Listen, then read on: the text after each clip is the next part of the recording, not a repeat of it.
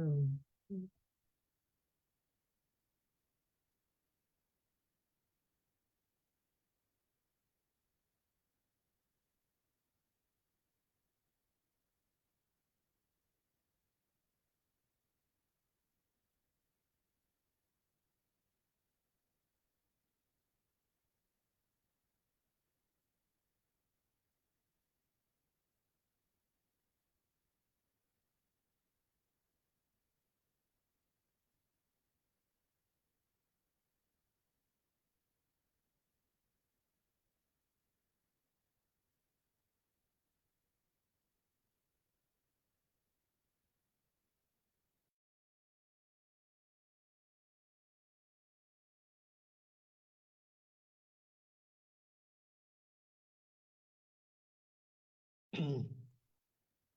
Olá, So, Wilton, aqui estamos.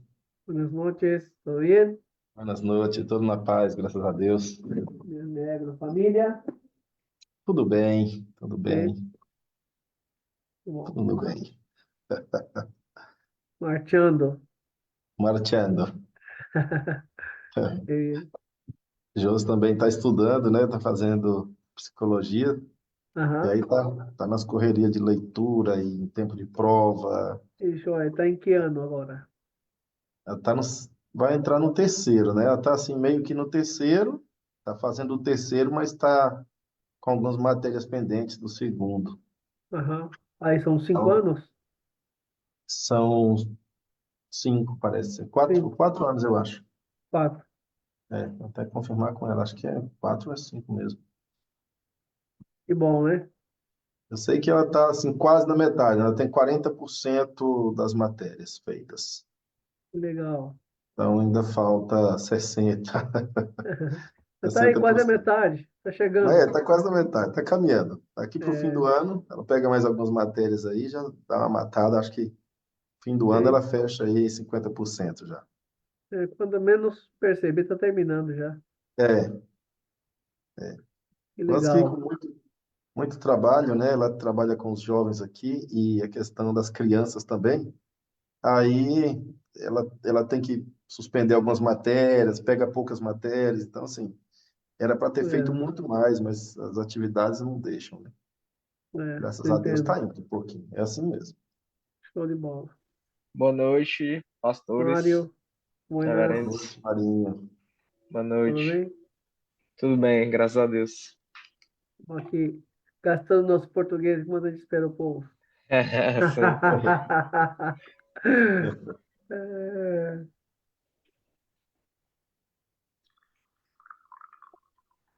o Mário não tá com frio, né? É, Tá. aqui tá frio, Buenos Aires. Mas você tá no lugar com calefação, você tá sem blusa. Tô em casa, tô em casa, tô em casa. Ah, tá. Aí tem um aquecedor aqui, quis Tá. ar-condicionado. Show. aqui eu tô sem aquecedor, por isso toda vez eu tenho que estar bem Aqui, equipado ó. e às vezes até com touca.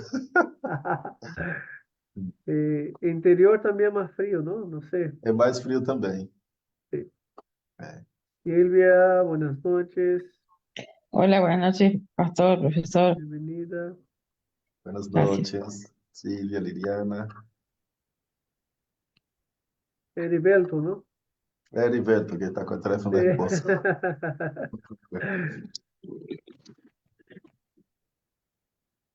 Estos que entran con Buenas el noches, Zoom de pastor, de profesor. las esposas ¿Todo bien? confunden. Buenas. Todo Mas, bien. Amén.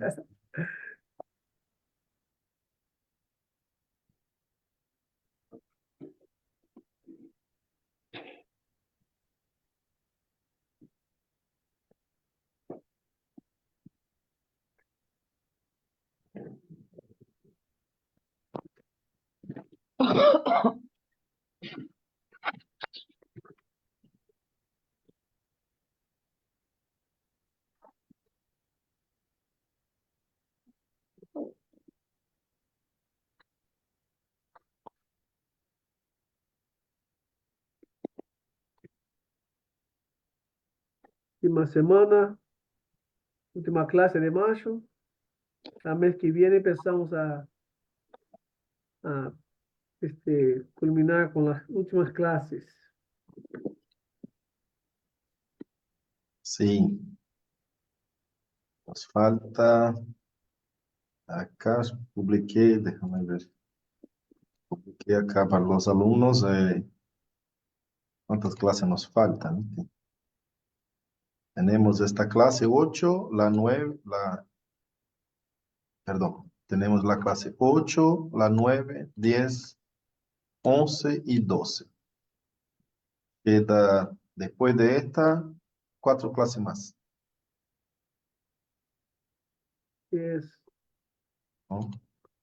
Y ahí, después de fecha hasta 16 de julio, para entrega de informe de lectura y la entrega del ensayo 23 de julio.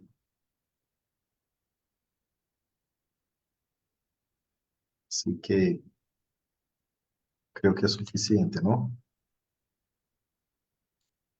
una etapa. Pues sigue, ¿no? Con teología bíblica 2 Nuevo Testamento. Sí. Teología bíblica del Nuevo Testamento, próximo cuatrimestre. Bueno, ¿qué hora es? Ya son 7:02, dá para Siete esperar dos 2 minutitos más, 3 minutitos más.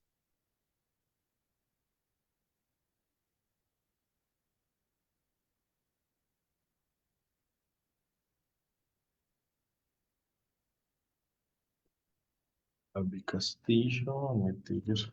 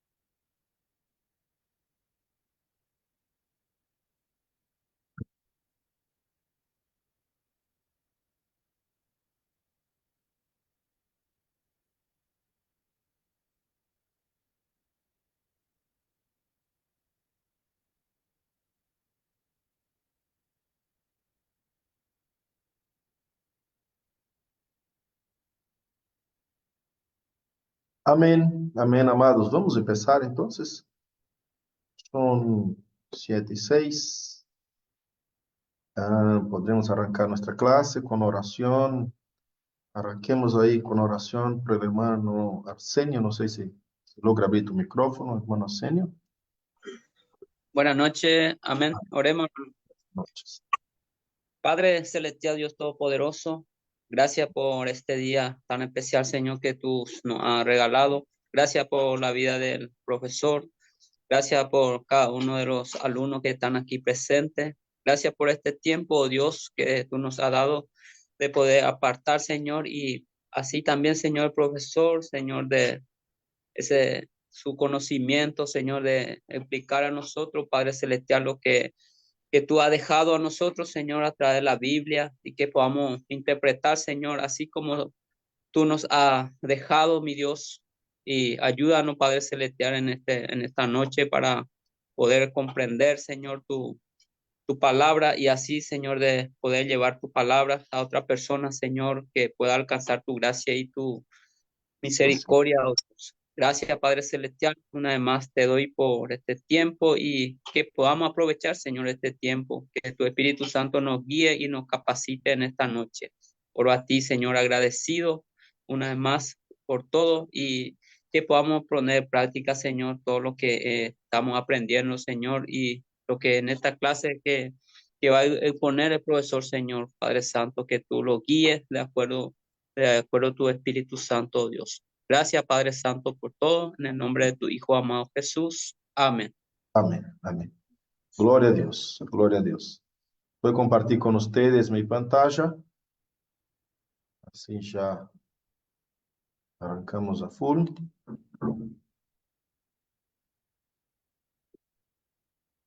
Amén. Creo que ahora ya pueden ver mi pantalla, ¿no es cierto? Hoy arrancamos nuestra clase 8.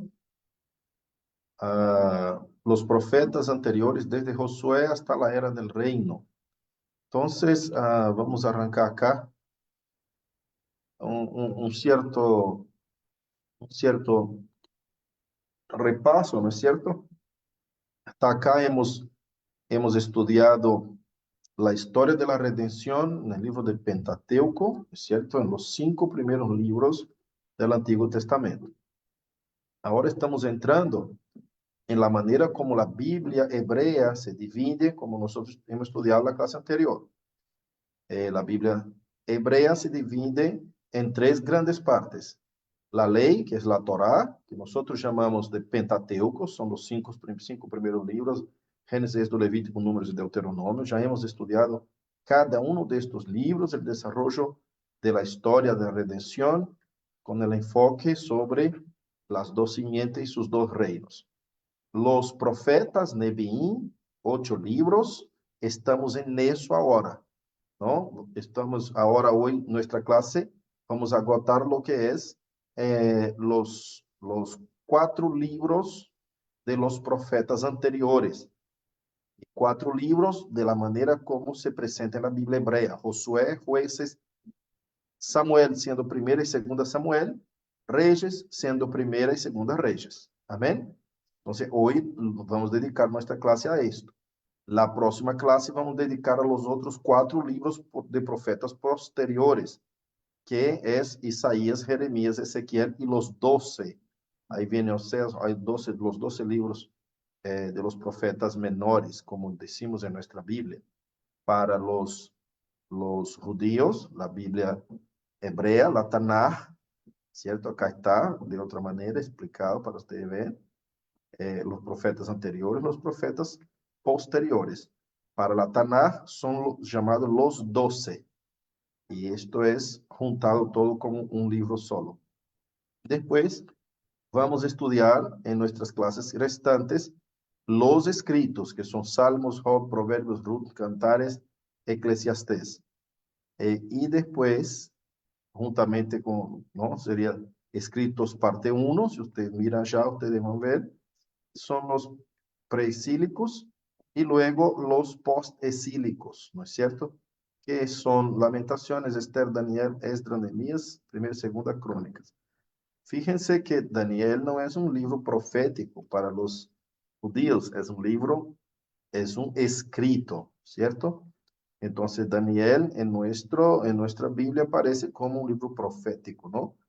Como uno de los profetas mayores encima. Pero acá no, acá se establece de otra forma. También libro de Ruth, que nosotros muchas veces sacamos como un libro histórico, que está allá después de Josué, Jueces, Ruth, ¿no es cierto?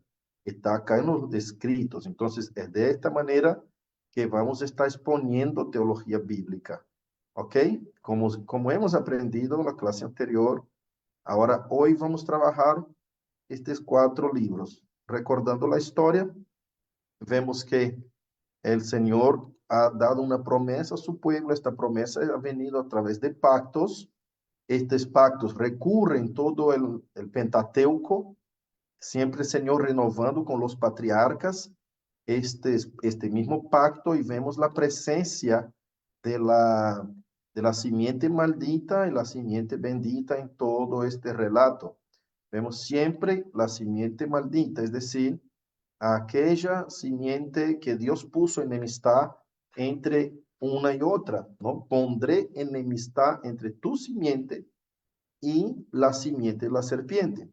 Entonces vemos siempre una batalla dentro del Pentateuco, dentro de los patriarcas, entre estas dos simientes. Pero de estas dos simientes, desde los libros mismos de la Torá, nace ahí las chispas, las primeras señales del reino, porque Dios trae como reino, ¿cierto? Y vemos ahí un pueblo, fuimos viendo lugar, fuimos viendo un mediador, entonces pacto, lugar, pueblo, rey. Entonces siempre vemos desde el inicio de la Biblia una promesa de victoria, de aplastar la cabeza a la serpiente. Vimos una maldición sobre el hombre, sobre la mujer, sobre la serpiente, sobre todo el planeta, el universo creado, sobre toda la creación, y sobre y una victoria, ¿no? De esta entre esta enemistad, la victoria será de la simiente de la mujer. Es decir, ya Dios diseñó todo el contexto del plan redentivo para nosotros únicamente en Génesis 3:15. Hemos visto ahí todas estas enemistades y toda esta batalla que será desarrollada a lo largo de las escrituras. En los mismos patriarcas hemos visto señales de reino, señales de reino, ¿cierto? Como vemos acá, por ejemplo, en donde estudiamos Deuteronomio 17, ¿no? A ver, acá, Dios no será agarrado de sorpresa respecto al reino. Deuteronomio 17 nos habla acerca de que el pueblo pediría un rey. Deuteronomio 17, 14 al 20. El pueblo pediría un rey a Jehová, y este rey llegaría, pero al primer momento llega a los oídos de Jehová esta petición de un rey como algo nada bueno, ¿cierto? Pero después el Señor, como ya había dicho, el Señor mismo ya había hablado por boca de Moisés, el pueblo pediría un rey, allá en Deuteronomio 17, es decir, la edad muy temprana de la historia, no daría ni siquiera para imaginar que el pueblo iba a pedir un rey. El Señor dice, pero yo les daré el rey, yo elegiré para ustedes el rey que voy a poner entre ustedes. Bueno, entonces llegamos a la clase 8, los profetas anteriores desde Josué, siguiendo la historia, desde Josué hasta la era del reino. En Josué, ¿qué pasa? En Josué Josué es el libro de la fidelidad de Dios. Su nombre se escribe Joshua o Yeshua, y significa Yahvé es salvación, o el Señor es la salvación. Narra la historia de la entrada, la conquista y la repartición de herencias de la tierra prometida. En la historia de Josué, Dios participa activamente en las batallas de su pueblo. Él es mostrado como el rey que comisiona, que se revela, que da la victoria y distribuye el despojo de los enemigos como herencia a sus hijos, ¿cierto? Estas características pueden ser identificadas como una anticipación del futuro reino de Dios y su consumación final. Entonces vemos ahí el pueblo entrando en la tierra prometida, es como si estuviera cumpliendo todo el propósito de Dios. ¿Será que finalmente llegaron a cumplir con todo lo que Dios había prometido a Abraham? Entraron a la tierra. Pero ¿qué les falta? Falta el reino, ¿cierto? En Josué también se cuenta la historia de Rahab, la cananea, que ha hecho pacto con Israel para librar a los espías de las manos del enemigo. Este pacto simboliza el alcance de la redención, de las promesas y del reino de Dios a todas las gentes. Después de la muerte de Josué, el pueblo sigue a los dioses y a los reyes de Canaán. Israel divide su lealtad entre Baal, el dios de la fertilidad, y Jehová. El pueblo cae en un ciclo de alejamiento de Dios y en grito de opresión por auxilio. Entonces vamos a ver en Josué, ahí prácticamente como si hubiese llegado al final. Pero muere Josué y no vemos la gloria de Israel. Muere Josué y nosotros vemos un pueblo volviendo a adorar dioses ajenos, un pueblo rebelde de corazón. ¿Y qué ahora? ¿Cómo puede ser? Parece que la alegría del pueblo duró poco tiempo, ¿no es cierto? A pesar del pecado de ellos, Dios en su bondad providencia la figura de un libertador, el descendiente que nosotros hemos estudiado, conforme sus promesas en el pacto. Así que de la misma manera como ellos empiezan a alejarse de Dios, Dios no utiliza de su juicio, del rompimiento del pacto que ellos hicieron contra Dios, sino que Dios les da una segunda chance, como que Dios les dice, voy a actuar con misericordia por causa del pacto. Entonces el Señor, ¿qué hace? Allá donde arrancamos el libro de Jueces, para entender el seguimiento de la historia. Y ahí vemos que en Jueces, Dios, no voy a estar leyendo acá, después pasamos un vistazo y leemos, pero voy a estar enseñando acerca de lo que dice Jueces. En Jueces, entonces, nosotros vemos una historia siendo contada sobre a veces algunos héroes de guerra, que el Espíritu de Jehová es derramado sobre ellos y ellos tienen un cierto poder de libramiento del pueblo de Israel. Es un periodo en donde Israel está en un tiempo de oscuridad y Dios utiliza símbolos de mediadores. Cada juez representa un mediador, representa a alguien que Dios ha llamado para librar el pueblo en aquel momento, en aquel entonces. Entonces, ¿qué es lo que pasa?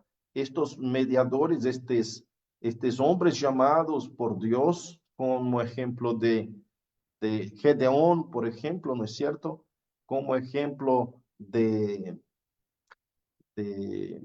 Sansón, que son hombres que Dios levanta para librar ellos de las manos de los enemigos. Y nosotros vimos un refrán en el libro de Jueces que repite 5 veces, ¿cierto? Acá en Jueces 17:6, 18:1, 19:1 y 21:25. El mismo refrán, 4 veces se repite, diciendo así, en estos días no había rey sobre Israel. Cada uno hacía lo que le parecía bien ante sus ojos. Entonces la gente hacía todo lo que quería y tenía únicamente jueces para juzgar sus hechos, pero no tenía rey, porque el rey ejerce una cierta autoridad y una cierta unificación de pueblos, ¿no? Cuando nosotros vemos que Dios aún estaba con ellos a causa de su pacto, Dios demandaba de su espíritu para darle un cierto poder especial a los jueces, como por ejemplo Sansón cuando se le pelaron la cabeza, el Espíritu del Señor vino sobre él cuando empezó a nacer sus pelos, vino sobre él y él derrubó todo el templo en donde estaba en donde estaban los filisteos y mató a todos, casi todos. Y también murió, ¿no es cierto? Burlaron de él. Entonces vemos a los jueces, cada uno de ellos, representando a un libertador. Mira lo que he escrito acá. Debido a que la nación cayó en una crisis de fracasos, Dios les envió líderes que fueron llamados jueces. Cada juez representaba la imagen de un libertador que rescataría al pueblo con su poder y restauraría la tierra. El último juez de Israel fue Samuel. Entonces vemos ahí, todo eso el pueblo está en la tierra prometida, todavía está en la tierra prometida, la tierra de Canaán, pero muere Josué y Dios envía libertadores. Dios envía y los enemigos alrededor están por invadir la tierra y hacen burla con ellos. Por ejemplo, cuando Sansón es agarrado por ellos a través de una estrategia maligna de Dalila, él le pincha los ojos, le ciegan y le hace de payaso, le hace, burlan de él, pone él en medio a un cenáculo, a un salón de fiestas paganas y lo hace como un payaso, burlando no solo de Sansón, sino que ahí están burlando del pueblo de Dios y del Dios mismo y del Dios del pueblo. Entonces Dios derrama cierto poder sobre Sansón y liberta a Israel de este momento de aflicción. Pero el pueblo empieza a gritar y clamar a Dios por ayuda, por socorro, porque hay un trasfondo ahí de la vida de los filisteos, ¿no? Estos que perseguían a los hijos de Dios en lo que es tiempo de jueces, eran los filisteos. El trasfondo histórico de los filisteos es que ellos eran conocidos como los venidos del mar Egeo. Trajeron consigo el secreto de cómo trabajar el hierro y esto les daba una superioridad militar, por lo que derrotaron la tribu de Dan, obligando su remanente a huir hacia el norte. Cada vez más los filisteos se volvían un problema a todas las tribus de Israel, pues no los podría vencer separadamente con su propio juez. Hacía falta una fuerza unificadora, hacía falta un rey. Entonces viene ahí el libro de Primera Samuel, ¿no? Ese es el trasfondo, porque no podían vencer los filisteos. ¿Por qué no podían vencerlos? Porque ellos tenían un poder bélico de hierro que todavía no tenían los hijos de Israel. Pero bueno, entonces en Primera Samuel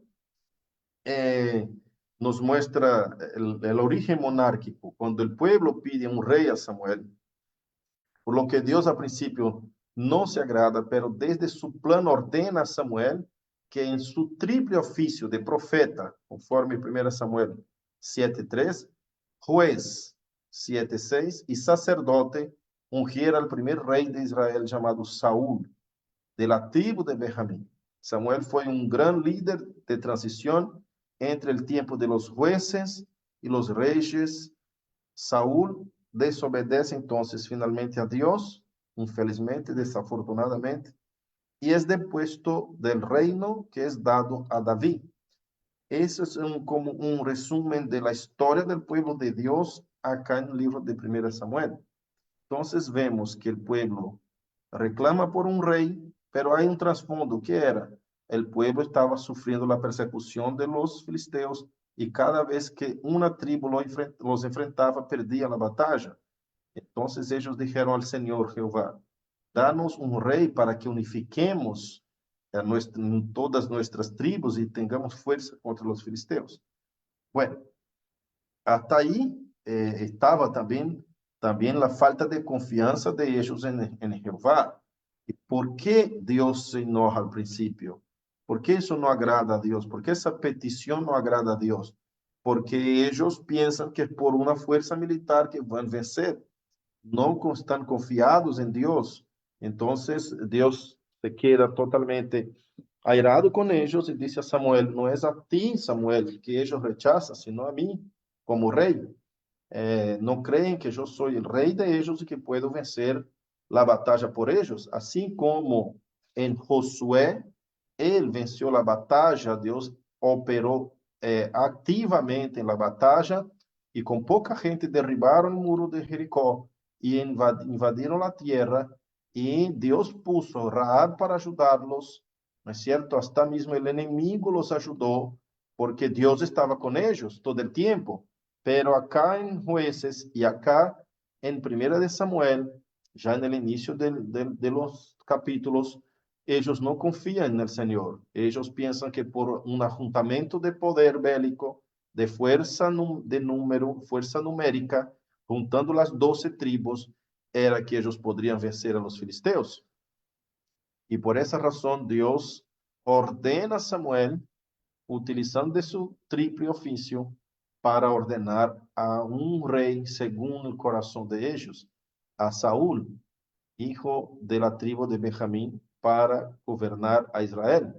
Y de hecho, entramos en 2 Samuel, Saúl es ungido rey y vence a los filisteos, entra en batalla con los filisteos, une todas las 12 tribus de Israel, se vuelve una nación poderosa y derrota a los filisteos.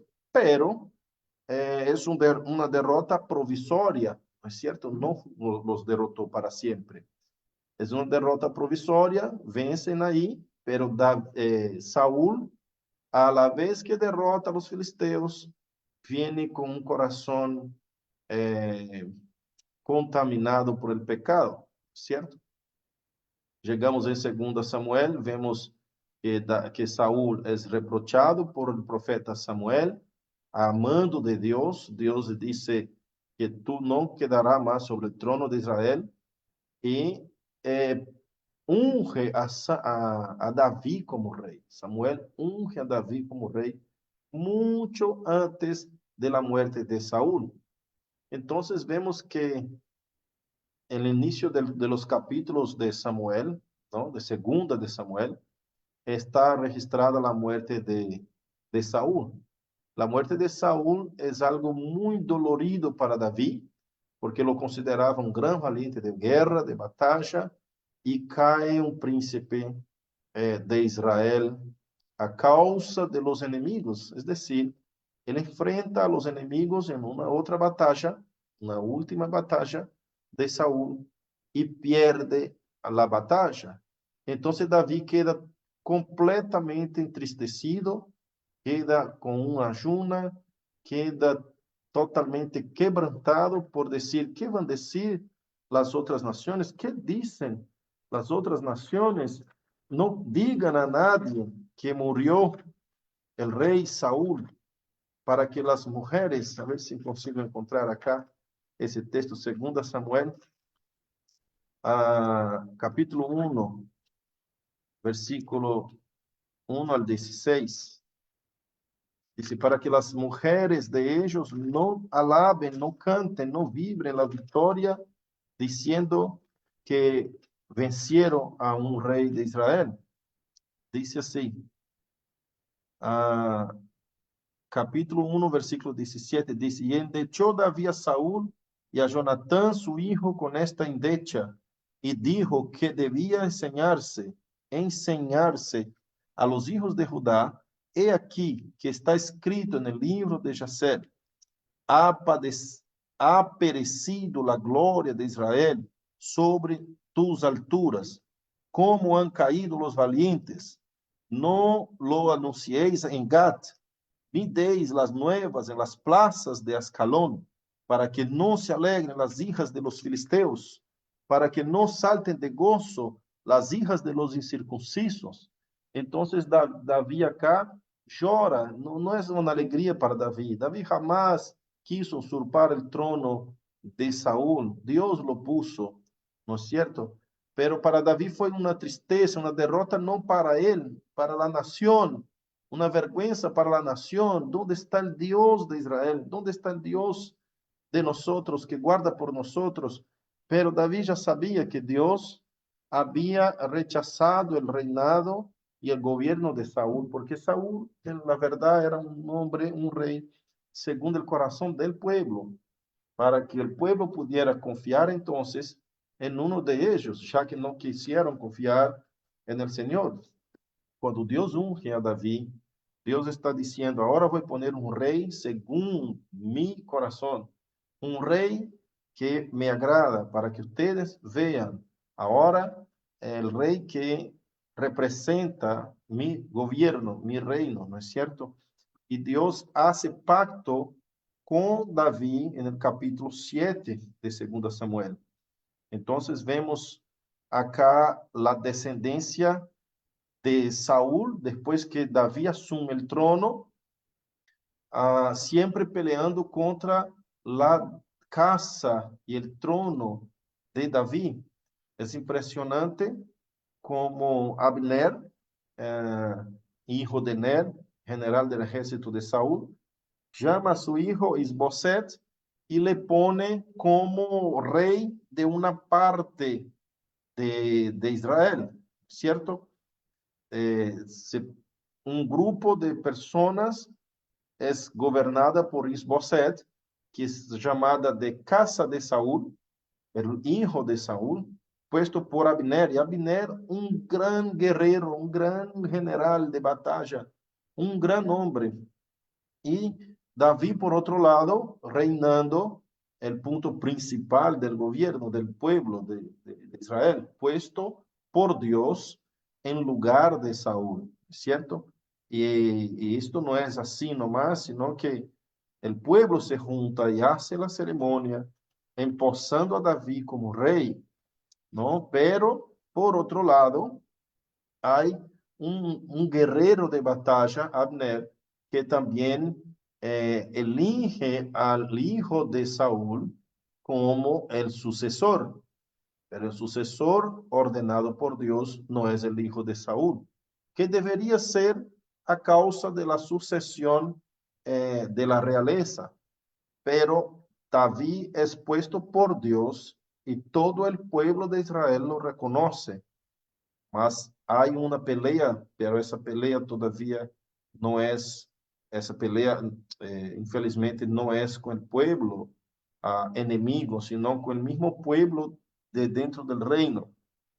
Entre ellos, entre las 12 tribus, empiezan a una guerra, a una batalla, y viene muertes, viene tristeza y viene mucho dolor dentro del mismo Israel. Un Israel que ha desechado a su Dios, que ha adorado otros dioses, que no han confiado en Jehová.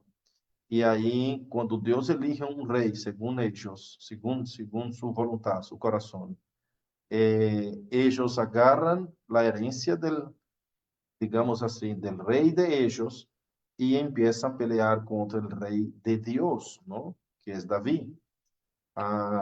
Y ahí vemos acá David empezando a demostrar la historia de Dios, la historia de la revelación, empezando a mostrar a David como una cabeza principal del pacto de Dios.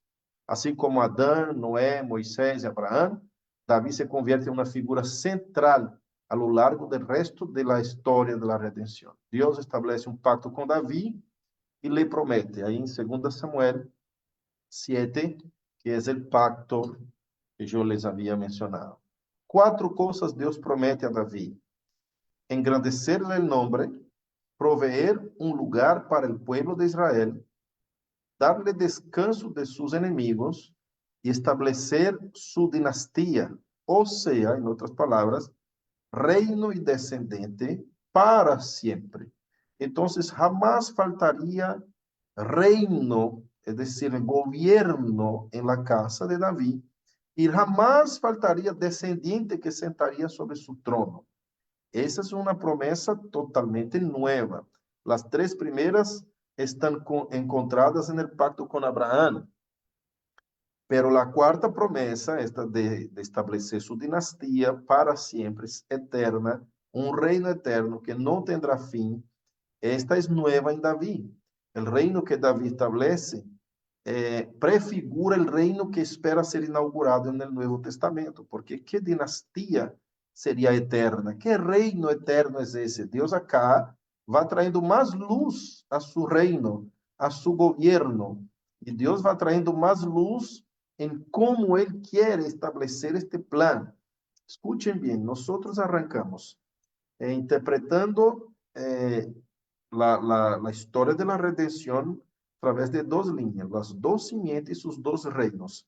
Entonces estamos exponiendo lo que significa y simboliza estas dos simientes desde Génesis, cuando arrancamos, y estamos llegando a un momento en donde el descendiente de estas simientes se vuelve un pueblo. Y volviéndose un pueblo, necesita un lugar y un rey. Y este reino ya estaba preestablecido por Dios desde antes de la fundación del mundo. Ya un ratito, cuando termináramos acá los profetas más tempranos, vamos a hacer un resumen de lo que es el reino y cómo viene siendo diseñado este reino a lo largo de los libros que ya hemos estudiado, ¿no es cierto? Entonces, acá vemos uma promessa nova. Em Davi vemos algo surgindo novo. Um reino eterno. Um reino eterno. Hasta aí, o reino era governado por Deus. E Deus governava através de pactos e também através de seus mandamentos e através de sua relação direta com seu povo, através de visões que dava, através de mediadores e de representantes de um Salvador, ¿no? Que vemos en toda la historia, ¿no? Y la persecución siempre viniendo atrás, siempre en contra, la simiente de la serpiente siempre mordiendo el calcañar, mordiendo al tacaño, para no dejar con que el pueblo de Dios prosperase. Pero la promesa de Dios va siendo cumplida. Cada vez que el pueblo de Dios cae en declinio, cae en pecado, Dios, a causa de los pactos, mira que el pacto es un eslabón especial en la doctrina de la redención. Si tú miras ¿cómo puedo decir? La espinazo, la espina dorsal, ¿no es cierto? La columna vertebral que une el Antiguo Testamento con el Nuevo, tú vas a encontrar el pacto de Dios, ¿no es cierto? ¿Quién ha estudiado conmigo acá introducción a la teología bíblica o teología bíblica introductoria?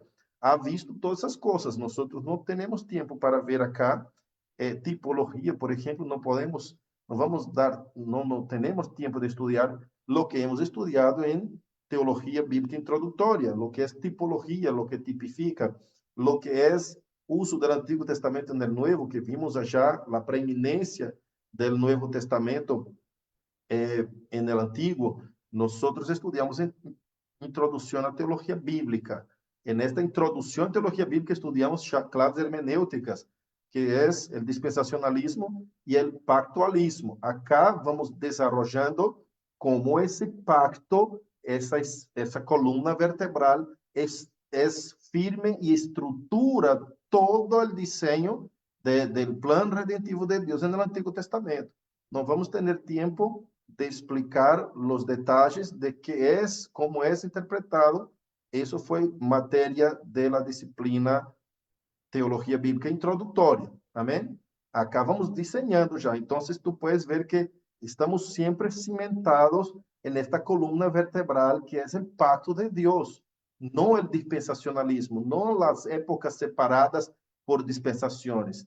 En la primera clase hemos explicado que siempre en teología bíblica se separa y se divide, cada autor divide las épocas acorde a lo que va a enseñar dentro de teología bíblica, pero siempre vemos los períodos divididos dentro de la estructura bíblica, pero el pacto como columna dorsal, como columna vertebral. El pacto siempre está conduciendo esta conexión entre el antiguo y el nuevo. Si no entendemos eso, vamos a perdernos en la teología bíblica. No sé si me estoy explicando bien. Amén.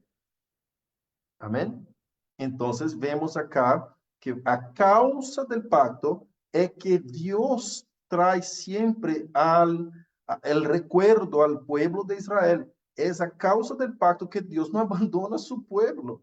Es a causa del pacto que Dios utiliza de gracia. A causa del pacto que Dios utiliza de misericordia.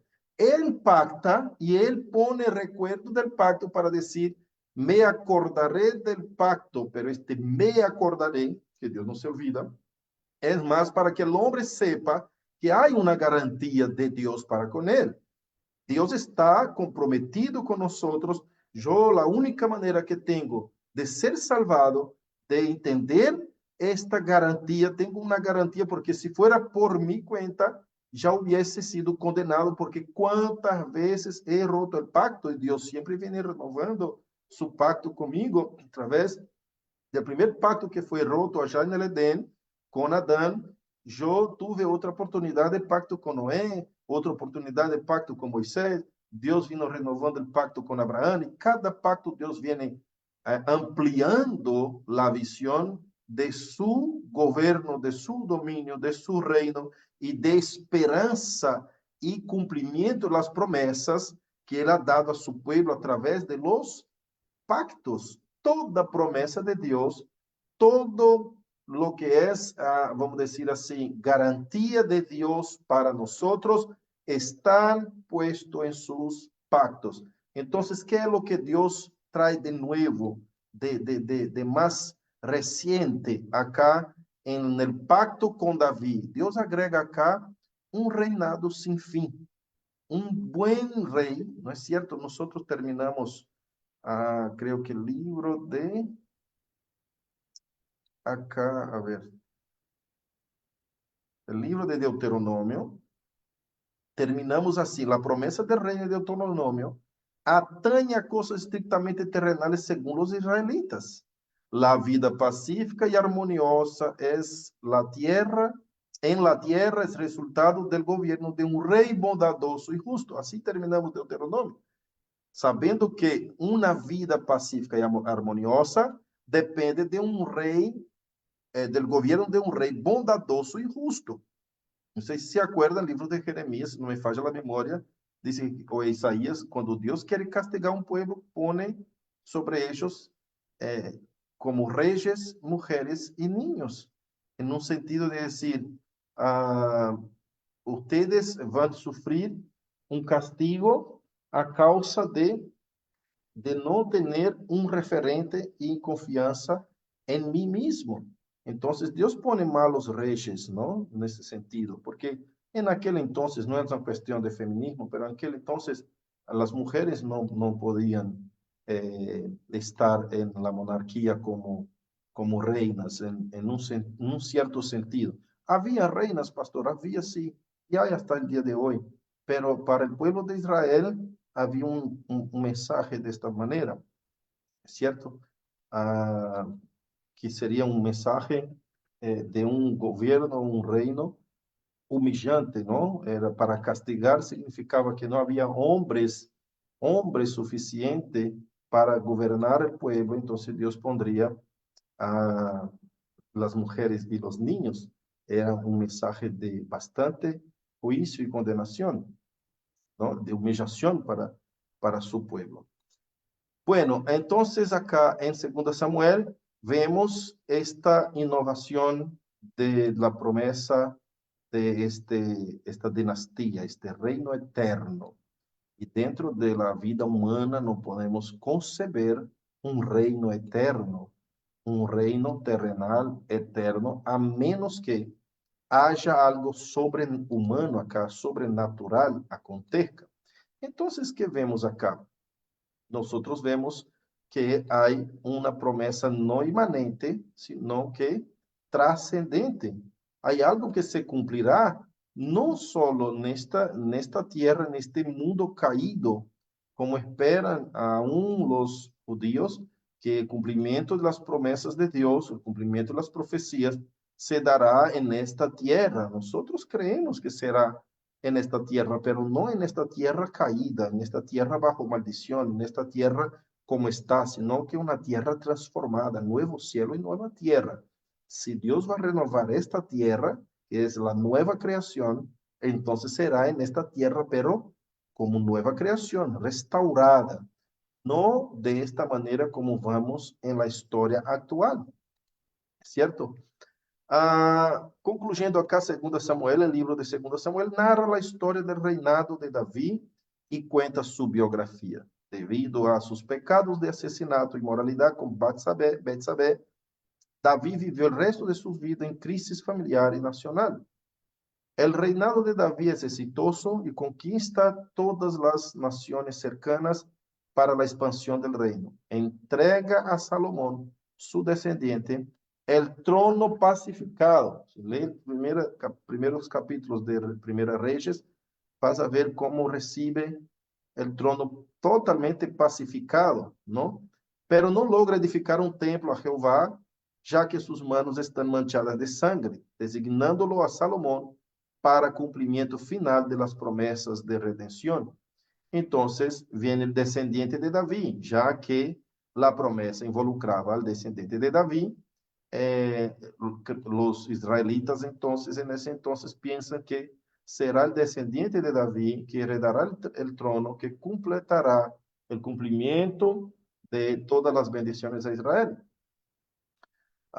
Pero tampoco el reino de David es un reino pacífico, es un reino tranquilo. Entrega de los enemigos un reino pacificado, ¿no? Conquista todas las naciones a su alrededor. Pero dentro de su casa, David tiene ciertos problemas. El propio hijo Absalón, a ver, está fallando acá la cámara, ¿no? Ahora sí, peor. El propio hijo Absalón le usurpa el trono. No puede ver más mi pantalla, ¿no? No, pastor. No. Ay, qué cosa. Un problemita con mi cámara.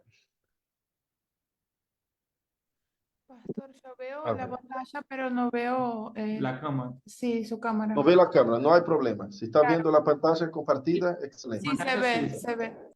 Bueno, perfecto. Gloria a Dios. Así no. Déjame intentar ver si vuelve. Ahí, volvió la cámara. Bueno, gracias, Señor. Entonces, Miguel Beltrán, para admitir. Bueno, listo. Entonces, vemos acá, conclusión del libro de 2 Samuel. El libro de 2 Samuel narra la historia del reinado de David y cuenta su biografía. Bueno, ya leímos acá, ¿no? El reinado exitoso y no alcanza a construir para Dios la casa.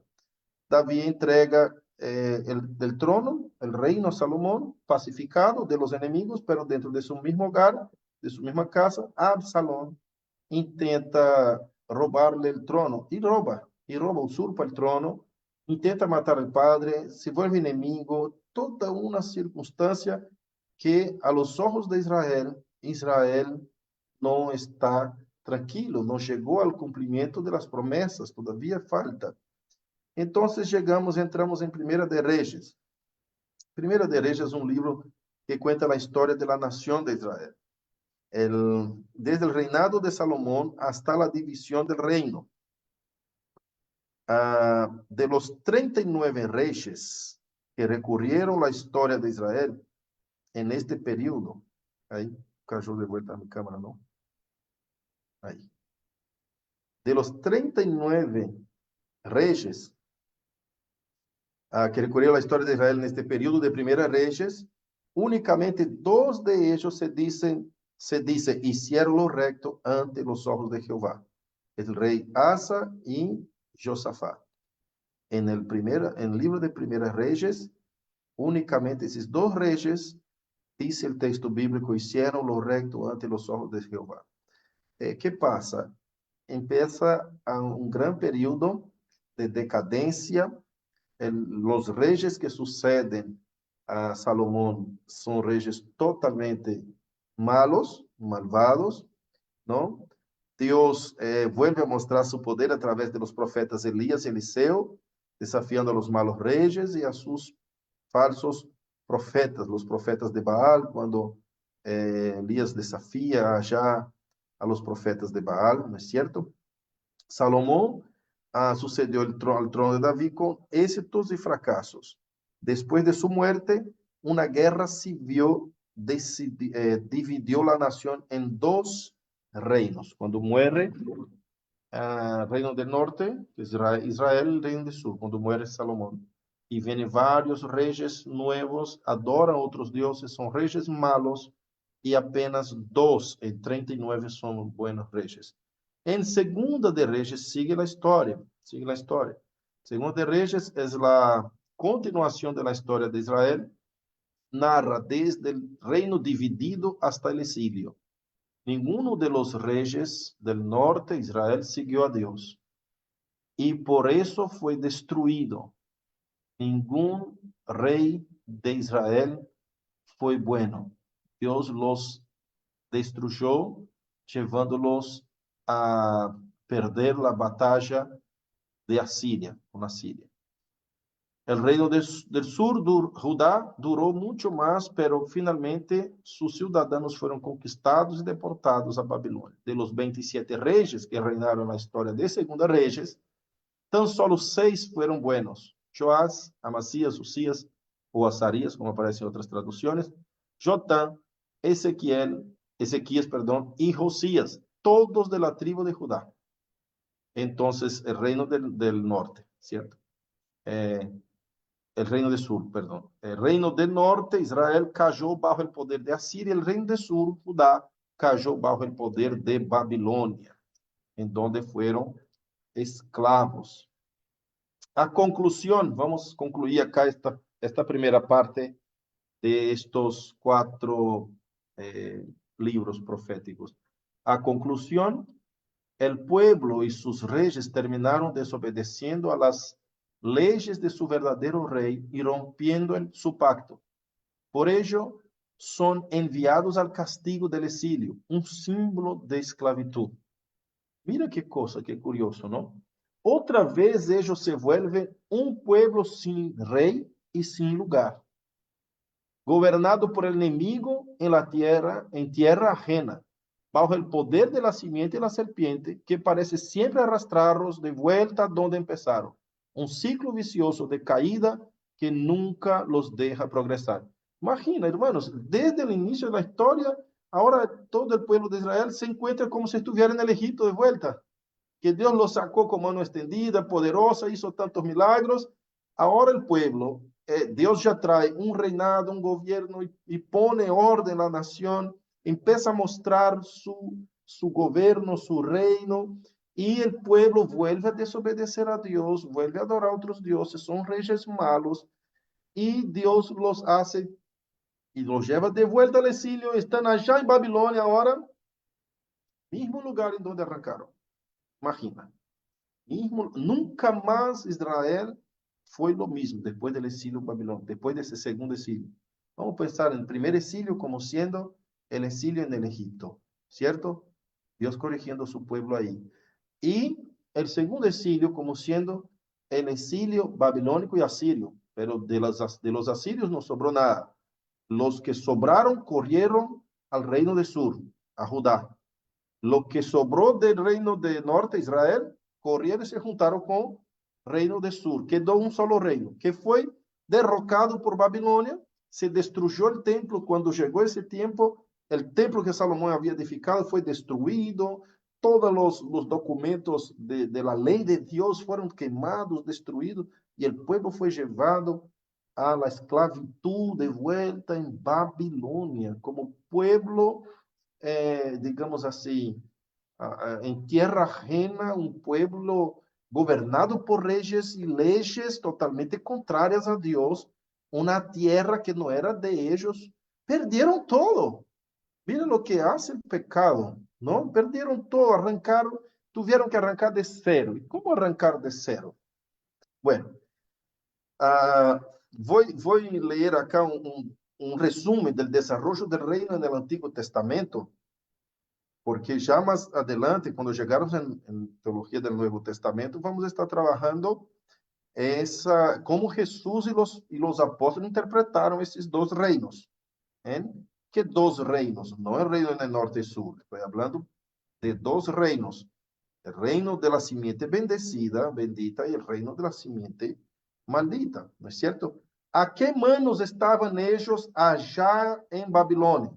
En las manos del reino. Ojo, no se terminó un reino eh, mundial, se terminó el reino de Israel, del pueblo de Dios.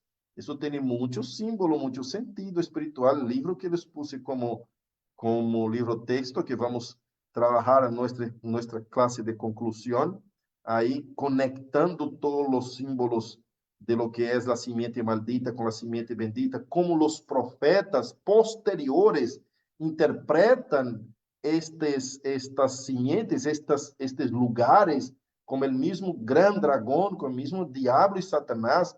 Por ejemplo, lo que significa Babilonia, el libro de Apocalipsis, lo que significa Egipto para el reino eterno de Cristo. Esto tiene significados maravillosos que usted va a entender las dos simientes y esos dos reinos siendo llevados a cabo.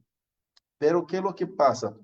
Vemos ahí que están ellos en las manos de la simiente maldita, que son rey del mundo. Babilonia fue el imperio, uno de los grandes imperios más ricos y poderosos del mundo.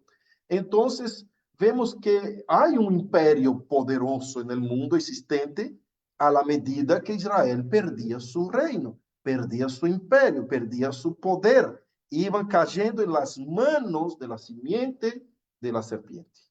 Y estaban bajo su dominio, bajo su gobierno. El pueblo de Dios, dueño de las promesas, de los pactos, estaba bajo el gobierno de la simiente de la serpiente. Y acá vamos mirar acá un poco el desarrollo del reino en el Antiguo Testamento. Quiero agrandar acá un poquito. Pediría a uno de los hermanos que lea esto. Pero ¿qué les parece si damos 5 minutitos? Necesito pasar al baño. Ustedes que quieren, si quieren pasar al baño, 5 minutitos de pausa, puede ser, antes de arrancar acá. Dale, en 5 minutitos regresamos.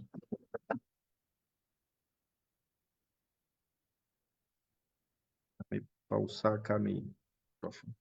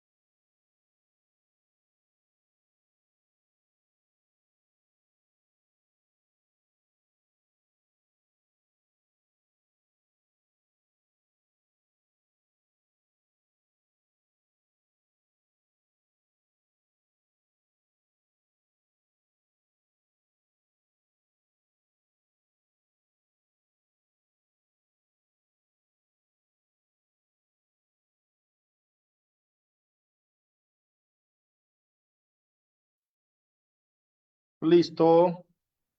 Ahí creo que ya pudieron calentar su mate, al baño. Estamos de vuelta.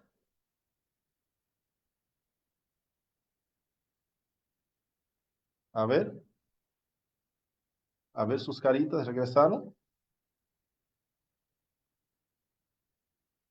No sé si está apareciendo ahí mi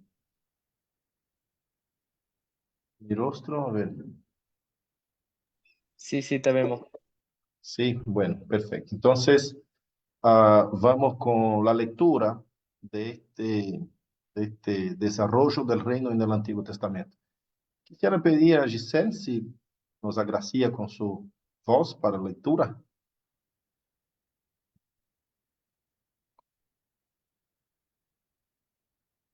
No te escuchamos porque... Ahí está. Ay. En un sentido más amplio, sabemos que el reino de Dios es desde el principio del mundo. Perdón, esperen un segundo, que no.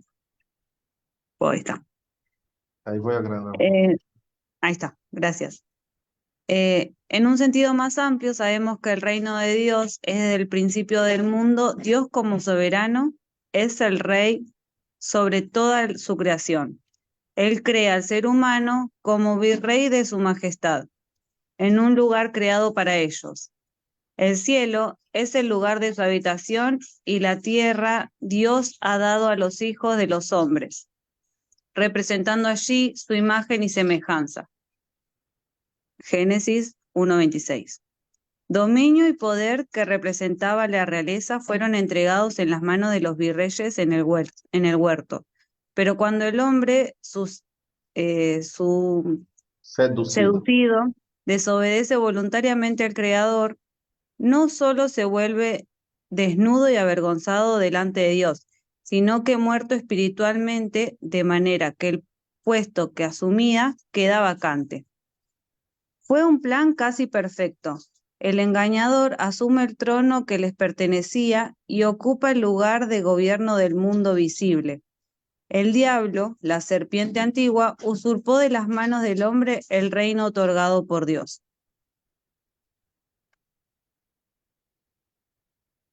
Ahí va. Es completamente bíblica la idea de que vivimos perdidos en un reino robado con valores invertidos, que el reino de la tierra no es como el reino del cielo. Mateo 6:10. Cada vez que el engaño nos seduce, nos planta la idea de hacer nuestra voluntad propia en contra de la voluntad de Dios, en verdad es la voluntad del diablo mismo la que estamos haciendo en absoluto. El Antiguo Testamento cuenta la historia de un reino perdido, de reyes depuestos, Adán y Eva, de tronos usurpados por el ladrón Satanás, pero también cuenta las promesas de restauración de este reino y la victoria final con la decapitación del usurpador, el aplastar de la cabeza de la serpiente. En el Antiguo Testamento, Dios se relaciona con sus virreyes desobedientes y arrogantes que despertaron su ira y justicia, pero también su gracia y bondad, ya que se encontraban humillados, avergonzados y esclavos del usurpador. Dios, que es infinito en misericordia, no solo ameniza el furor de su ira cubriendo la desnudez de ellos con la piel del primer animal sacrificado en la historia, sino que también establece la continuidad de su pacto, aunque roto por ellos, manteniendo el vínculo de su promesa.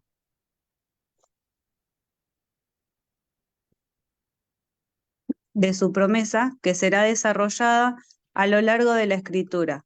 Las vestiduras fueron de ropa de misericordia y gracia, pero no todavía de honradez y realeza. Para ello es necesario que el reino sea restaurado. La recuperación de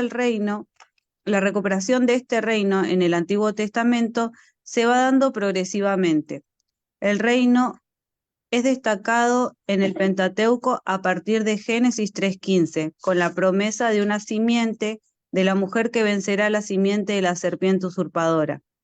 Además, la promesa es importante verificar la enemistad puesta entre estas dos simientes, que se va intensificando a lo largo de la revelación en la Torá. Los virreyes fueron echados del lugar por haber perdido el oficio en un lugar de esclavitud, la A un tierra lugar de maldecida, esclavitud. a un lugar de esclavitud, la tierra maldecida. Los descendientes de a poco empiezan a mostrar sus partidos, el espíritu a quienes pertenecen, la filiación de la cual son descendientes. Estos descendientes se van transformando en un pueblo y construyen ciudades en tierras que enfatizan destino.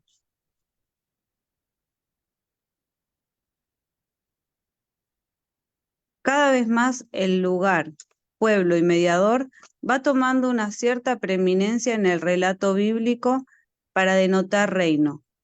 No hay rey sin haber un pueblo y un lugar de dominio.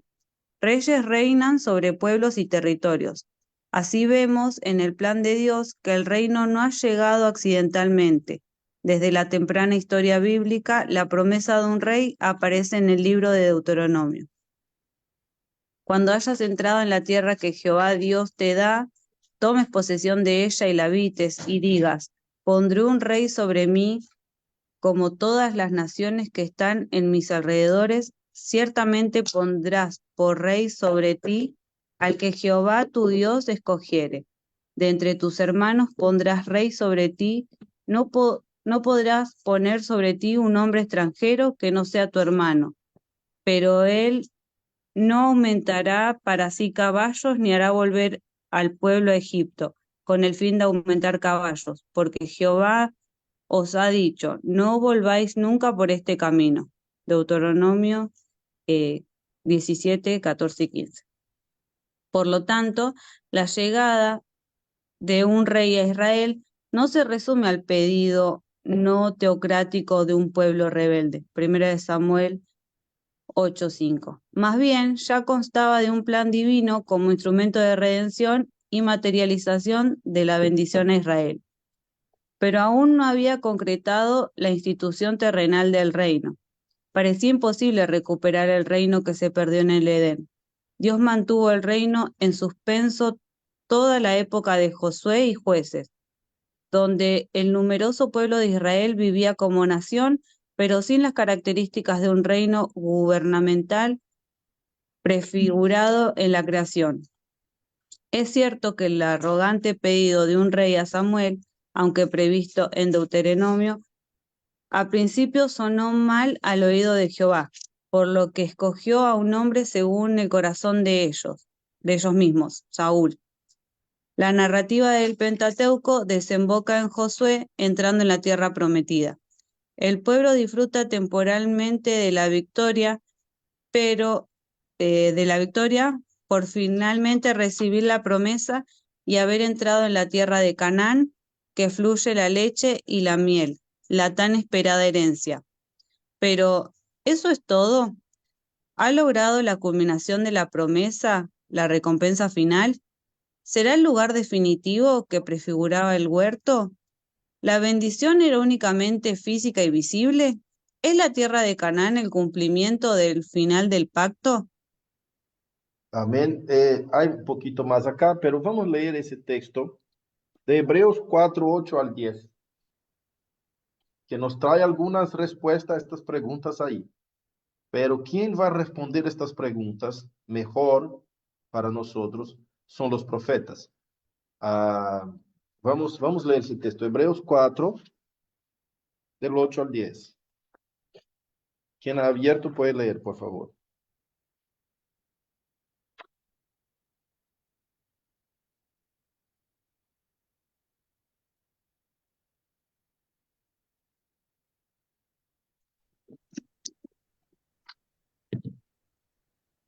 Porque si Josué les hubiera dado el reposo, no hablaría después de otro día.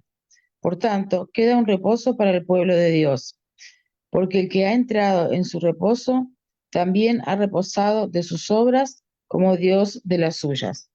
Qué tremendo, ¿no? ¿Será que cuando llegaron a la tierra de Josué, se terminó? Parece que las promesas, la profecía, todo eso já foi levado a cabo, de la tierra, promessa de tierra, quando conquistaram a terra de, de Canaã, aí em Josué. ¿Será que cumplió todo? Y acá el texto de Hebreos nos dice que si Josué los hubiera entregado la tierra, ¿no es cierto? Dado el reposo, si fuera únicamente allá, jamás hubiese dicho en otro lugar que aún hay un reposo para el pueblo de Dios. Es decir, ¿por qué la Biblia siguió hablando acerca de un reposo para el pueblo de Dios? No era el reposo definitivo. Y Hebreos trae eso para el lado más espiritual, porque cuando dice del reposo, acá, versículo 10 de Hebreos 4, dice, porque el que ha entrado en su reposo también ha reposado de sus obras como Dios de las suyas. Cuando Dios descansó de sus obras el séptimo día, y acá hace una conexión con el sábado, trayendo otra interpretación, obviamente, otro sentido del sábado, nos dice acerca del descanso de Dios. Cuando Dios descansó, Él había completado su obra, había terminado su obra. Cuando nosotros vayamos a descansar, toda nuestra obra terrenal habrá completado. Eso es lo que nos está mostrando el libro de Hebreos. Es decir, no, cuando el pueblo entró allá en la tierra de la promesa, no terminaron su obra. Es decir, aún estaban viviendo en su cuerpo físico. Lo que Hebreos nos muestra es que todo lo que viene de allá del Antiguo Testamento no es la imagen misma de las cosas, sino que la figura de ellas, mira lo que dice capítulo 10 de Hebreos, versículo 1 adelante, dice así, porque la ley, teniendo la sombra de los bienes venideros, no la imagen misma de las cosas, nunca puede, por los mismos sacrificios que se ofrecen continuamente, cada año hacer perfecto a los que se acercan. De otra manera, cesaría de ofrecerse, pues los que tributan este culto limpios una vez, no tendría jamás conciencia de pecado. Entonces, acá nos muestra que la ley prefigura algunas cosas, ¿no? Mira, versículo 23 del capítulo 9 de Hebreos, dice así, fue pues necesario que las figuras de esas cosas celestiales fuesen purificadas así, pero las cosas celestiales mismas son mejores sacrificios que estos, porque no entró Cristo en el santuario hecho de mano, figura del verdadero, sino en el cielo mismo, para presentarse ahora por nosotros ante Dios.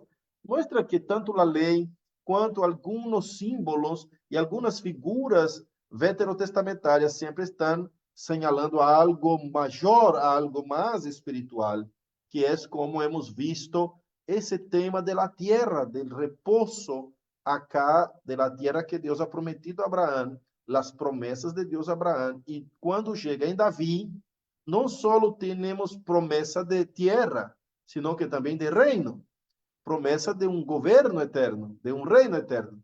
¿De qué nos sirve tener la tierra? El pueblo de Israel no entró en la tierra de Canaán, la tierra prometida, pero no tenía un rey, no tenía un gobierno eterno, no tenía el Señor Jehová en sus corazones como un rey que les iba a conducir. Ya de pronto pidieron un rey como las demás naciones. Ya de pronto sus corazones estaban corrompidos una vez que Dios puso reyes como las demás naciones. Entonces ellos dejaron de confiar en el Señor, pasaron a confiar en su propio brazo. Por eso el profeta Jeremías, más allá vamos a ver, dice que en vano es confiar en su brazo. Maldito el hombre que confía en el hombre y hace de su propio brazo su fuerza. Amén, hasta ahí. Acá quedó dos párrafos, Gisele.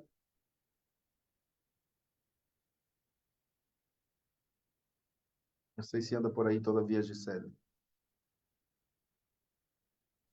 Sí, estoy acá, pero ahí está. El periodo de los profetas traerá muchas respuestas. A partir de ellas, Dios recuerda al pueblo que no se ha olvidado de ninguna de sus promesas, que las bendiciones de su pacto se extienden más del sentido puramente Imanente. Está mal, ¿no? Para que lea. Imanente. Sí, Está ahí mal lo la, vemos. la vista, claro. Después que le disponibilice material va a quedar mejor. Voy a leer, ¿qué Más está? allá de, más allá de este mundo caído bajo maldición, la conquista de la tierra en Josué tan solo simboliza la nueva creación. Entonces vemos acá un otro símbolo, ¿no? En Josué vemos un símbolo de la nueva creación. Vamos a hacer así una idea de lo que significa esos símbolos. El pueblo sale de la esclavitud, el mundo caído, la esclavitud es de Egipto y Egipto simboliza ahí el poder del enemigo, ¿no?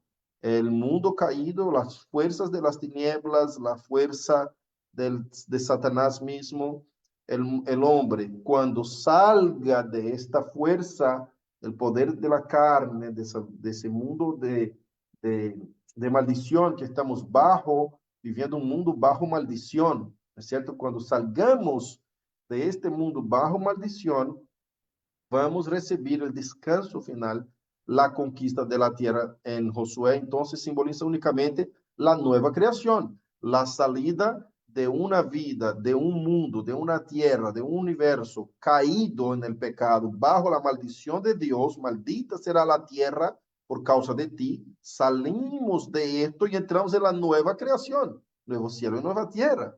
Entonces esa bendición final completa únicamente acontecerá allá en nuevo cielo y nueva tierra. Entonces, todo lo que estamos viendo acá en el Antiguo Testamento está centrado en Cristo, está mostrando a Cristo, está señalando hacia Cristo, está señalando a todo lo nuevo que el nuevo pacto nos va a traer.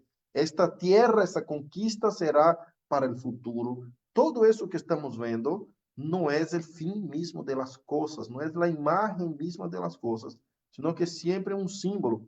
Ay, pastor, pero eso también no significaba en aquel tiempo para el pueblo de Israel que era la tierra misma de Canaán. Sí, significaba, pero la autoría de la palabra de Dios es dupla, es doble.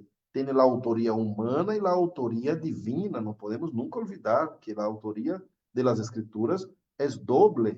Tiene el autor humano que escribió para aquella gente en aquel entonces, Dios librando a aquel pueblo en aquel momento, pero también Dios, como autor divino, mostrando la historia más grande que está entendida y comprendida en temas teológicos como plenus censio. Censor es como decir el sentido más completo de las escrituras, que eso también simboliza, significa, indica, señala hacia el descanso realmente terminal, el descanso final del pueblo de Dios. Entonces, mira eso, ¿no es cierto? Cuando usted lee Isaías, capítulo 53, que dice así, él, ¿no? Aquel cordero, él caminó como una oveja muda al matadero.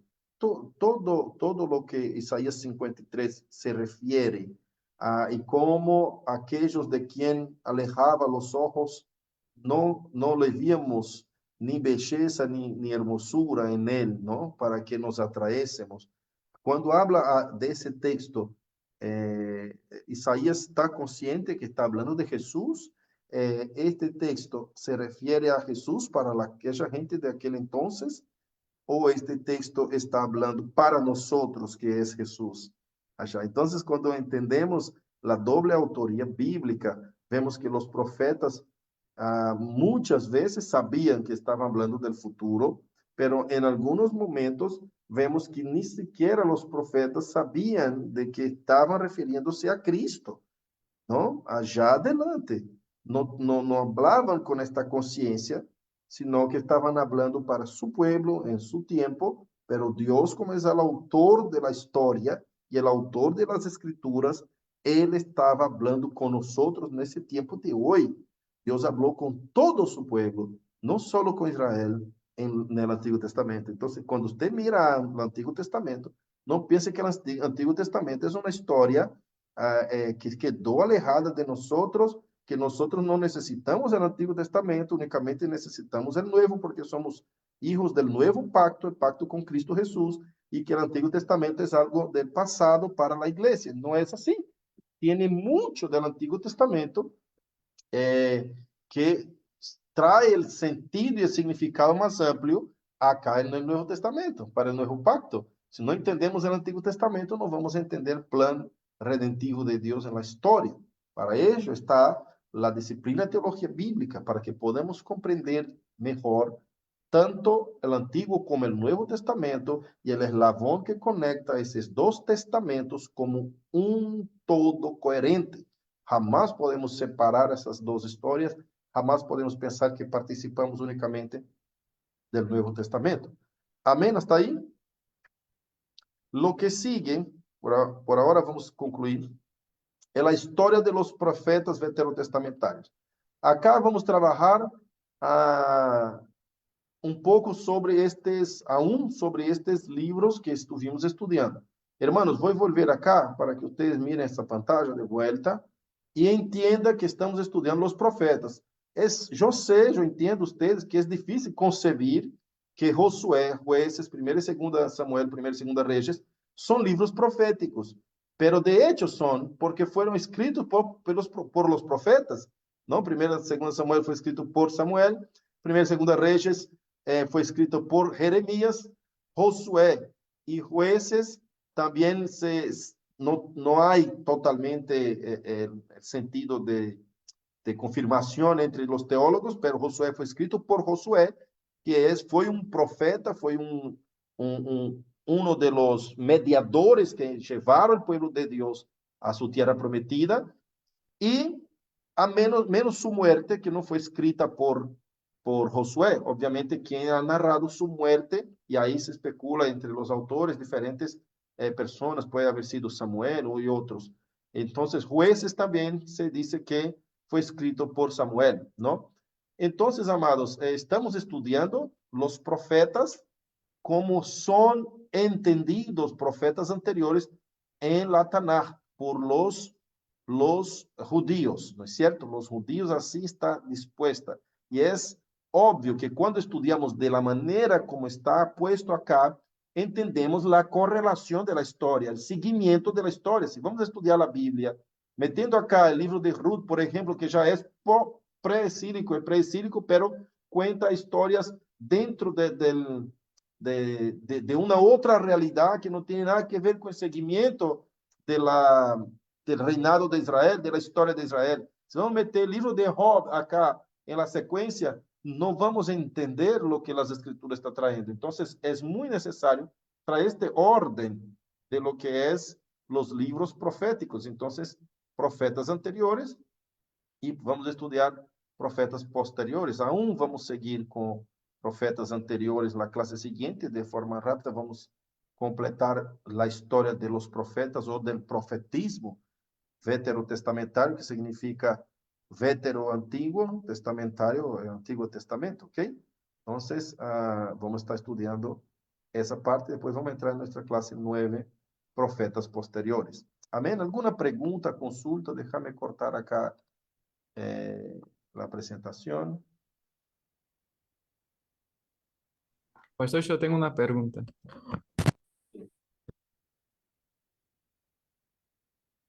Voy a hacer. Mi pregunta es, ¿cómo sería sobre este sentido pleno de las escrituras que tenemos que ver del Antiguo Testamento hasta el Nuevo? Pero cómo las personas que estaban ahí en el Antiguo Testamento ven esta realidad, el concepto, no solamente los profetas, porque claro, tenían una relación más especial aparte de Dios, pero los judíos mismos, ¿cómo hacían? Porque es muy complejo. ¿Sí? Entender toda la cuestión de la salvación, de la filiación. Esto vemos una forma más expresa en el Nuevo Testamento. Pero en el Antiguo, ¿cómo se daba? Me quedo con duda con eso. La gente en el Antiguo Testamento que no vivió para ver el completar de la historia, estaban viviendo su tiempo ahí sabiendo que Dios, el Dios de Israel, era Dios de ellos, tenía pacto con Dios, y ellos murieron creyendo en el Mesías que estaba por venir, creyendo en el mediador que fue prometido. Entonces fueron salvados por fe. Fueron salvados por fe en el Mesías venidero, en el mediador prometido, en aquel que aplastaría la cabeza de la serpiente, creyendo en eso. Por eso fueron salvados en el Antiguo Testamento. Nosotros creemos en el Mesías que vino, en Jesús que vino. Nosotros podemos entender mucho más de lo que ellos entendieron. Nosotros entendemos todo lo que prefiguraba lo que Jesús hizo en este tiempo. Ellos no tenían que entender todo, porque Dios no lo reveló todo a ellos. ¿Ves? Que el libro de Efesios, como para ellos estaba hablando los profetas acerca de la salvación de ellos en este tiempo, y obviamente, pero para nosotros, ¿qué es lo que dice el texto allá del Antiguo Testamento? ¿Estamos desconectados con ese texto? ¿Tenemos nada que ver con esta historia? Mucho por el contrario, ahí es donde estamos viendo los vínculos que tenemos entre nosotros y el pueblo de Israel, nosotros la historia de Israel, nosotros y Dios, con su relación pactal con nosotros y todo lo que involucra eso. Viste que Rahab, la cananea, ya estaba incluida dentro del plan de Dios, hizo pacto con el pueblo de Josué, que tenía su casa puesta sobre los muros de Jericó, y ella, a través de una soga, bajó a los espías, salvándolos, hizo pacto con el pueblo de Dios y fue salvada. Dice el texto que ella ganó su salvación, fue librada de la muerte cuando ellos invadieron la ciudad de Jericó. Es decir, ahí vemos una prefiguración de que el plan redentivo de Dios incluye todos los pueblos que pertenecen a sí mismo. Y era una mujer que ahí en medio de la simiente y la serpiente vivía con ellos. Era una mujer hija de la simiente y la serpiente. Está de la simiente y la serpiente, en medio a ellos hay pueblo de Dios. Entonces, la salvación de Dios, de Cristo Jesús, incluye a todas las naciones. Es un mensaje de una prefiguración tremenda que habla a nuestro corazón. ¿No es cierto? Entonces, así es como se da la salvación en el Antiguo Testamento. Ellos no tienen que saber que esa promesa va a ser eterna. Cuando partan para la gloria, cuando mueran, ellos van a descubrir eso y van a encontrarse con su Señor.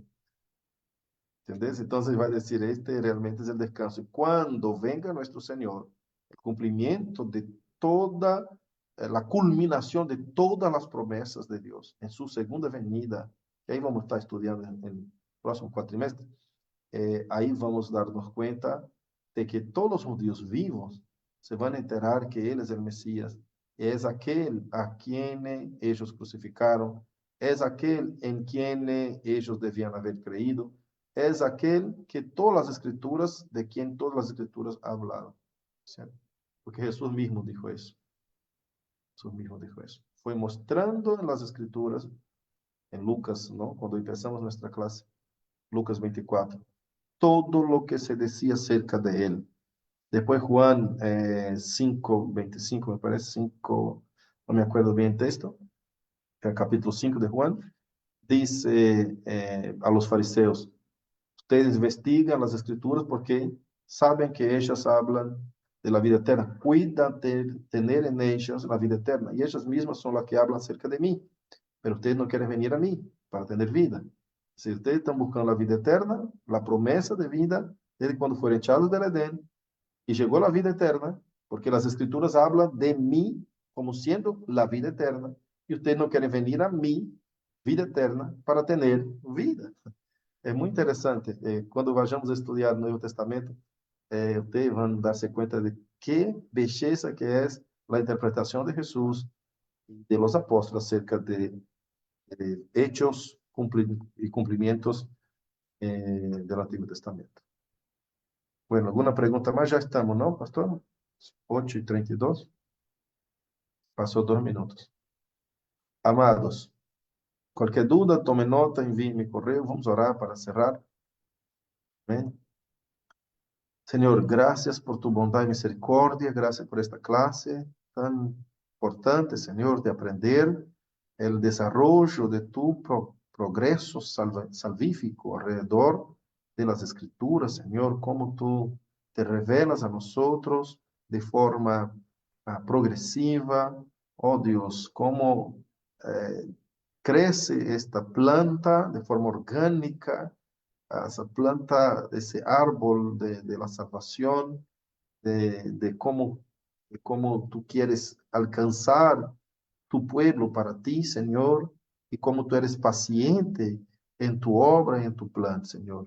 Danos de tu gracia, de tu misericordia, para que podamos entender, comprender, vivir esto en el nombre de Jesús. Disfrutar de tu revelación y saber cuán especial, Señor, está tu plan para que nosotros podamos adentrar en tu reino por las puertas. Bendice nuestra vida, despídenos en tu santa paz en nombre de Jesucristo. Amén. Amén. Amén. Bendiciones. Dios los bendiga, amados. Nos vemos. Chao, pastor. Bendiciones, chao. Chao, bendiciones. Chao. Amén. Chao.